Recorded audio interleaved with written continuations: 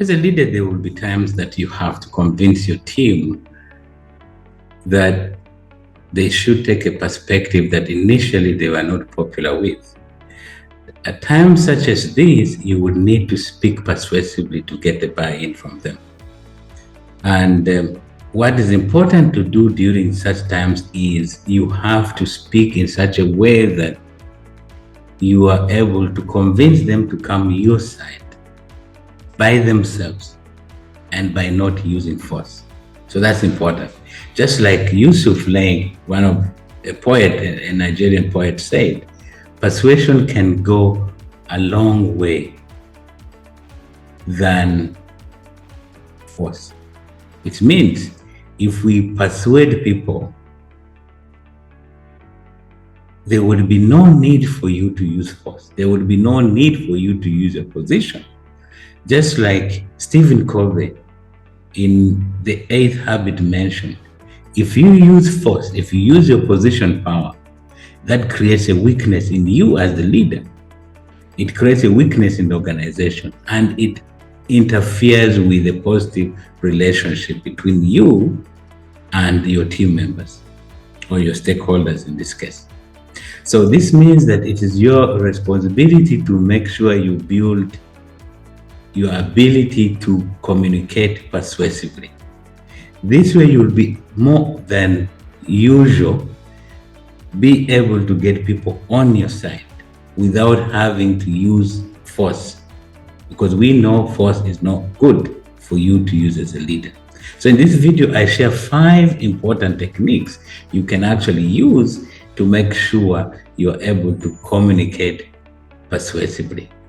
The first technique is to make the problem clear to your audience. In fact, you need to make the problem crystal clear by using stories, by using illustrations, by using different techniques you have at your disposal so that they're able to see the problem clearly, so that they also feel the emotion attached with the message.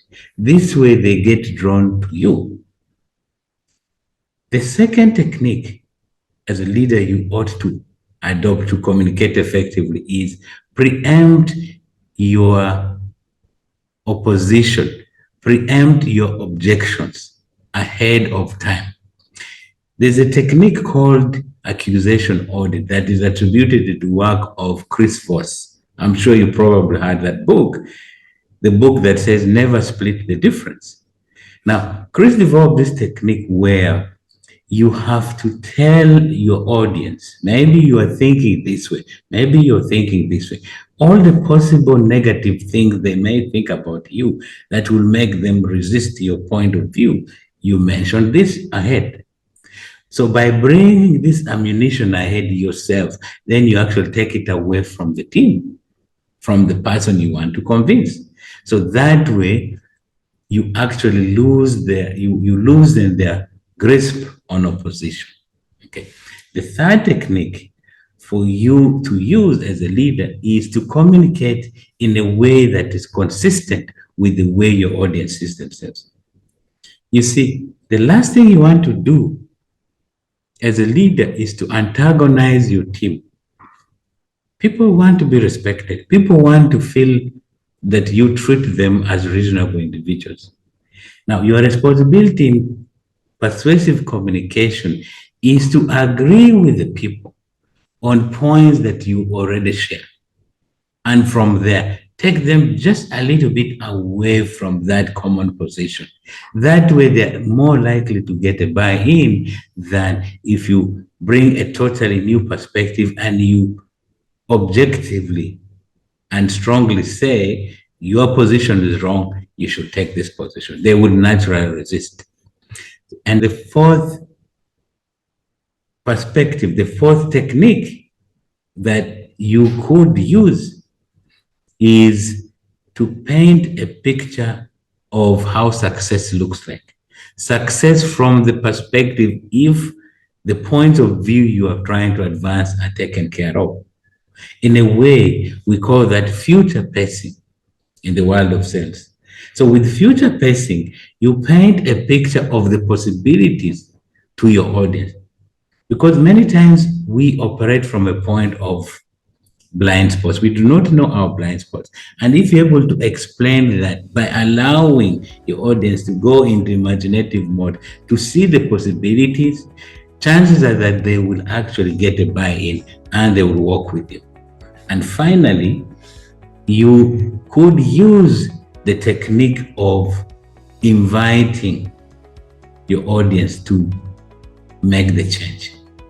This final point, this fifth point, is asking their help to make the change a reality. Once you get a buy-in from your audience, the next thing for you, and this is the final point, is for you to say, I cannot do this alone. As much as I would like to do this, this is something that we own together. And therefore, you invite them to walk along with you in the transition to move from point A to point B so that the change can happen. Because, as we mentioned before, as a leader, your responsibility is not to use force. Your responsibility is to help people see things, because once they get a buy-in, they will be able to move from point A to point B with much more ease than if you are to force them because of position to go grudgingly. They wouldn't stick. The change wouldn't stick. They will go back to their old ways. So those 5 techniques are very important techniques that you can use as a leader to develop your capacity to communicate persuasively to your team members, to your subordinates, to your superiors, or to stakeholders. That way you will be able to get a buy-in from them. And once you get a buy-in, then they can take your point of view. That way you come to the point of win-win agreement and then move forward. If this is the first time you're coming to this channel, I invite you to subscribe to this channel. I also invite you to share this video with other people you believe could benefit from this content.